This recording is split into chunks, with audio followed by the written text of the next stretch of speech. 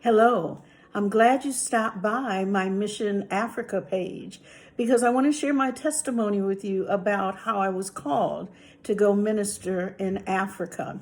One day I was having a conversation with God and I said, God, I have more years behind me than ahead of me. What would you have me do the second half of my life? And very, very clearly I heard him say, sell everything you have and go. Yes, you noticed the change. My smile just kind of dropped. And I said, God, I know your voice. I've been listening to it for the past 45 years. I said, but I'm going to try this again. What would you have me to do the second half of my life? And once again, I heard, sell everything you have and go. Now, I've learned the hard way to be obedient, and obedience is better than sacrifice, to be obedient to the voice of God.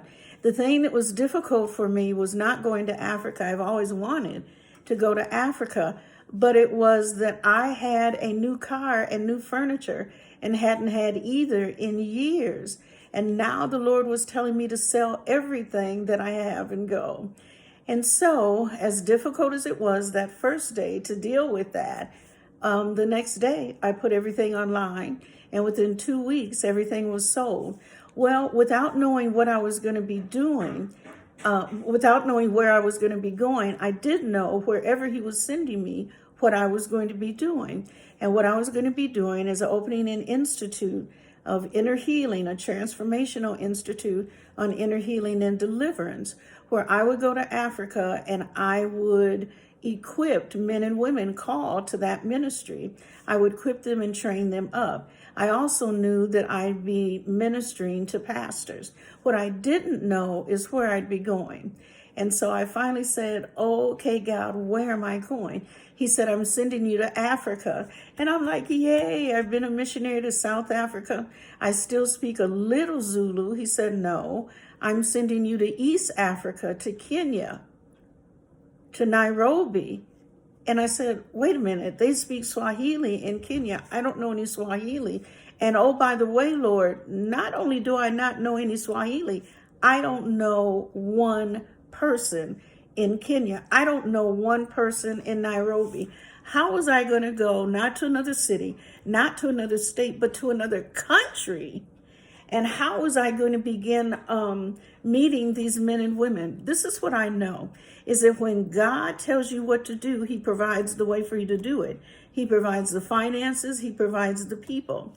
So I called a friend of mine who had been a missionary in Ghana, and I shared with her the call on my life. And she said, oh, then you've got to meet my friend Prudence. Prudence has a heart for missionaries from America, and she lives in Nairobi. And so I contacted Prudence, and very long story short, we ended up over the phone developing this wonderful, wonderful relationship. And so she said, I will set up appointments for you. You come to Nairobi and I'll set up appointments for you where you can go meet different pastors. Because you see, everything is about relationship. I may know what I'm called to do, but if I don't have any relationship in the place where I've been called to do it, it's not going to happen. And so I think it was like 3 months later, in June, I ended up going to Africa for 3 weeks. And certainly Prudence did what she said she would do, bless her heart.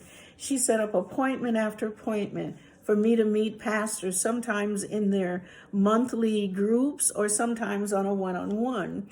And I was there for 2 weeks, and I think I met probably close to 80 to 90 pastors. And then I spent a week in Ghana where I did my Christmas shopping. It was so wonderful. If you want wonderful Christmas presents that you can't find in this country, go to Africa and shop. And so God opened doors for me. I was only there 3 weeks. Then when I came back home, I knew that I had to plan to go for an extended period of time. Prophetic words had been prayed over me that I was going to go to Africa, that I was going to write a book in Africa. And I just don't let anybody prophesy over me. I just don't let anyone pray over me. Well, I ended up going to Nairobi, Kenya, and falling deeply, deeply in love. I was there from April until October. And I want you to know that when God calls you, he already puts the love in your heart for the place and for the people. But not only did I have the love for them, they loved me. And I just can't wait to go. I thought at one point in time I was actually going to go live in Africa. But God knew that he had a man for me to marry a year later. So God is just amazing. Accept the call on your life. Please enjoy my gallery of pictures, this testimony. And if you have any questions, I would like for you to scroll down to the bottom of the page and contact me. Send me your email. I'd love for you to subscribe to my newsletter and to my website. I'll keep you abreast of what's going on in Africa. So God bless you. You've got to go home. I say every African American needs to go home. I feel differently in Africa than I do in this country. I thank God for this country, but I thank God for allowing me to go home. And Lord willing, my newly wed husband and I will return to Africa in 2021. So God bless you. If you have a call on your life, or if you would like to come and go to Africa with us in July or August of 2021, hit me up, let me know. God bless you.